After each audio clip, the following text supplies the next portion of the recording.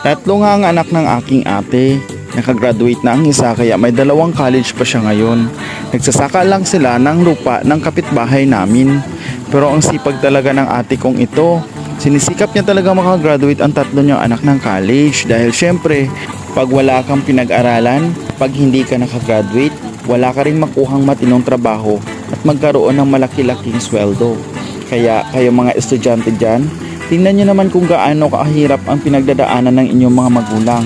Talagang sinisikap nila lahat para lang makapag-provide at makapagbigay sa inyo ng inyong pangangailangan. Kaya gamitin nyo ito para ito ay maging inspirasyon nyo para kayo lalong magsusumikap at makapagtapos sa inyong pag-aaral para at least pagdating ng panahon maging maganda ang inyong kinabukasan. Kaya shout out